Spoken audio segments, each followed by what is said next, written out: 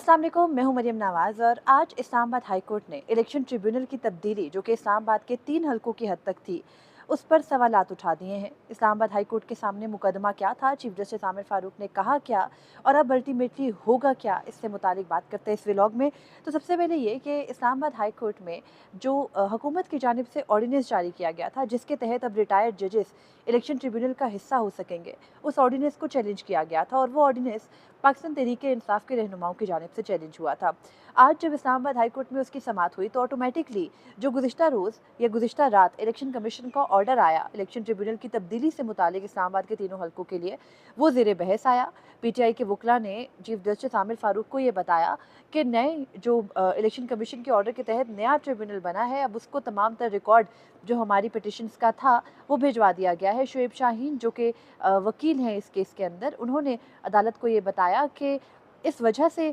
Tribunal की तब्दीली की गई कि जो ट्रिब्यूनल के जज थे यानी जस्टिस तारिक महमूद जहांगीरी, वो बहुत बरगिरफ्तारी से केस की समाअत कर रहे थे और इस चीज़ को बुनियाद बना के, उनके तासुब को बुनियाद बना के ये दरख्वास्तें वहाँ दायर की गई थी, चैलेंज की गई थी और इसी बुनियाद पर इलेक्शन कमीशन ने ट्रिब्यूनल को तब्दील कर दिया है। जबकि इलेक्शन कमीशन की जो ऑर्डर है, जो हुक्मनामा है तब्दीली का, वो कुछ बरक्स है इसके। उन्होंने केस के मेरिट्स को टच किए बगैर यानी जज की जानिबदारी, उनके तासुब को देखे बगैर सिर्फ ये कहा है कि इंसाफ के उसूलों के तहत जो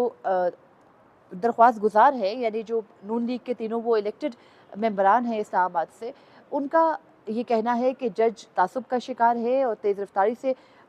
ये जो इलेक्शन ट्रिब्यूनल की कार्रवाई है इसको आगे बढ़ा रहे हैं। और उसके अलावा ये भी कि जो जज हैं उन्होंने तमाम तर जो तकनीकी वजूहात हैं उनको मलहूज़ ख़ातिर नहीं रखा और ये सब कुछ ना रखने की वजह से मौजूदा जो इलेक्शन ट्रिब्यूनल है उसको ये कार्रवाई नहीं करनी चाहिए। तो इलेक्शन कमीशन ने मेरिट्स पर जाए बगैर काबिल समात होने की बुनियाद पर इन तीनों केसेस का रिकॉर्ड एक रिटायर्ड जज जो कि जस्टिस रिटायर्ड शकूर पराचा हैं, उनके बनाए गए ट्रिब्यूनल जो कि 7 जून को नोटिफाई हो गया था और नोटिफिकेशन किसी के पास भी नहीं था कल के इलेक्शन कमीशन के ऑर्डर से पहले, तो उस ज़िम्न में जो है वो ऑर्डर जारी किया इलेक्शन कमीशन ने और ट्रांसफ़र कर दिए ये केसेस। खैर,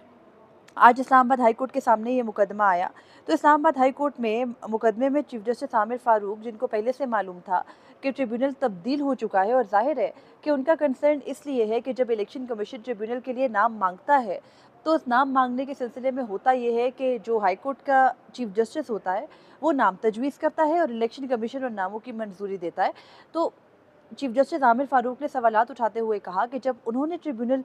नामजद किया था यानी जस्टिस तारिक महमूद जहांगीरी पर मुश्तमिल इलेक्शन ट्रिब्यूनल बनाया था, तो इलेक्शन कमीशन ने क्यों कर ट्रिब्यूनल तब्दील किया। और उन्होंने कहा कि अगर ये वजह जो इलेक्शन कमीशन की बज़ाहिर पेश की जा रही है कि तासुब की बुनियाद पर ट्रिब्यूनल तब्दील किया गया, तो फिर तासुब को साबित करना पड़ेगा और अगर तासुब साबित ना किया तो तौहीन अदालत कार्रवाई का भी सामना करना पड़ेगा। आज अदालत में इलेक्शन कमीशन हुकाम भी सामने थे, उसके अलावा एडिशनल अटॉर्नी जनरल भी सामने थे और उनसे चीफ जस्टिस आमिर फारूक ने मुख्तलिफ सवालात किए और उन्होंने कहा कि आपने मेरी मुशावरत से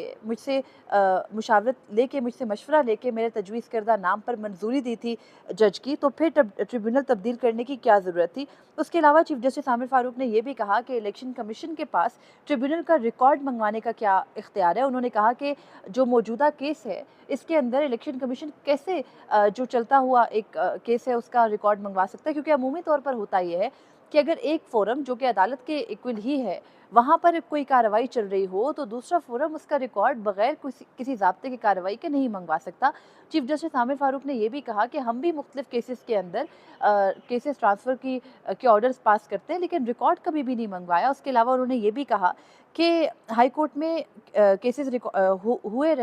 होते रहे और हमने कभी भी रिकॉर्ड नहीं मंगवाया। और फिर उन्होंने सवाल किया अपने सामने इलेक्शन कमीशन के वकला से भी और उसके अलावा पाकिस्तान तहरीक इंसाफ के वकला से भी कि ये बताइए कि इलेक्शन कमीशन ने notification justice retired Shakoor Paracha और उनके अलावा एक और बहावलपुर का कोई ट्रिब्यूनल है उससे मुतालिक कब किया। तो दोनों जो सामने वकला थे यानी हुकूमती भी और पीटीआई के भी, उन्होंने कहा कि हमारे पास इसका कोई रिकॉर्ड नहीं है क्योंकि रिकॉर्ड इलेक्शन कमीशन की वेबसाइट पर अवेलेबल नहीं है। तो चीफ जस्टिस आमिर फारूक ने हंसते हुए कहा कि जब रिकॉर्ड ना आपके पास है ना इलेक्शन कमीशन की वेबसाइट पर है तो मीडिया पर कैसे जारी हो गया। और उसके अलावा उन्होंने ये भी कहा कि अगर मैंने जज नामज़द किया था, यानी जस्टिस तारिक महमूद जहांगीरी को नामज़द किया था, तो भरोसा था और यकीन था तो ही किया था। और अगर इलेक्शन कमीशन इस तरह से इलेक्शन ट्रिब्यूनल तब्दील करने लगा तो फिर ये सिलसिला नहीं रुकेगा और मामला ख़त्म हो जाएगा। उन्होंने कहा कि अगर जज के फैसले से मुतालिक कोई इशू था, अगर कोई प्रॉब्लम था भी, कोई ट्रायल में मसला था, तो फिर हाई कोर्ट और सुप्रीम कोर्ट के फोरम्स मौजूद थे। इलेक्शन कमीशन ये फैसला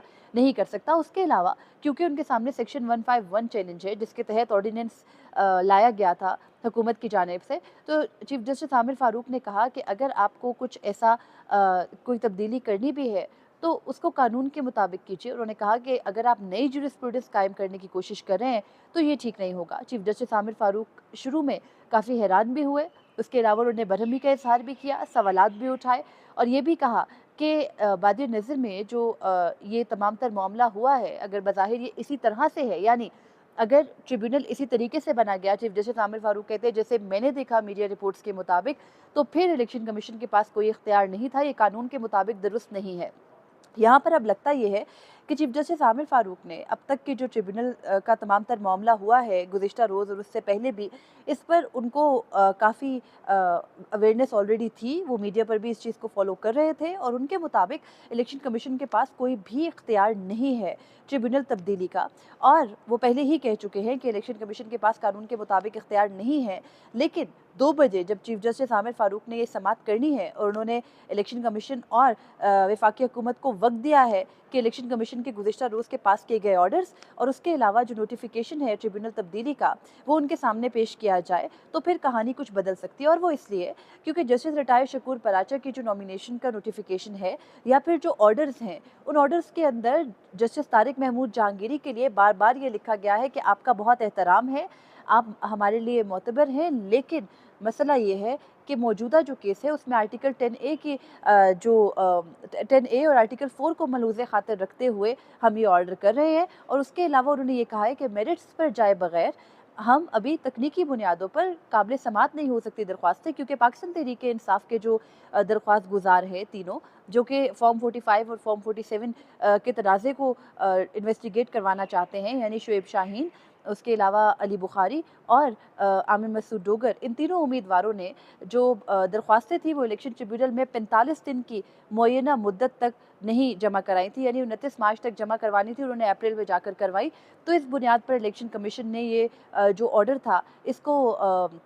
जारी किया है। और अब अगर चीफ जस्टिस आमिर फारूक के सामने इलेक्शन कमीशन का ये ऑर्डर आता है जिसमें उन्होंने जज के कंडक्ट से मुतालिक ज़्यादा बात नहीं की है, इंसाफ के असूलों की ज़्यादा बात हुई, जो आपके सामने दरख्वास्त गुजार थे यानी इलेक्शन कमीशन के सामने, उनसे मुतालिक की कि अगर उनको कॉन्फिडेंस नहीं है तो फिर बरकरार नहीं रह सकता ट्रिब्यूनल, लेकिन एंड पर जाकर कोई ऐसा ऑर्डर जज के खिलाफ पास नहीं किया, बल्कि मेरिट्स पर जाए बगैर काबिल समात होने के ग्राउंड पर ही इन तीनों दरख्वास्तों पर फैसला दिया और कहा कि अब नया जो ट्रिब्यूनल बनाया गया है वो तमाम तर रिकॉर्ड के साथ देखेगा। तो लगता यही है कि अगर सिर्फ तकनीकी बुनियादों को एक्सेप्ट कर लेंगे चीफ जस्टिस आमिर फारूक तो फिर कोई रिलीफ नहीं मिल सकेगा पीटीआई को। लेकिन अगर वो जस्टिस तारिक महमूद जहांगीरी की तरह बिगर एंगल में, बिगर लेंस से ये तमाम मामला देखते हैं और कॉन्स्टिट्यूशनल साइड पर जाने की कोशिश करते हैं, आइन और कानून को देखने की कोशिश करते हैं और इन 3 घंटों के दौरान उनका माइंड तब्दील नहीं हो जाता, तो फिर पीटीआई को कोई ना कोई रिलीफ इस्लामाबाद हाई कोर्ट से मिल सकता है। चीफ जस्टिस आमिर फारूक ने यह भी कहा कि वो उम्मीद कर रहे थे कि आज सुबह उनके सामने कोई ना कोई इलेक्शन कमीशन के फैसले के खिलाफ रिट लगी होगी,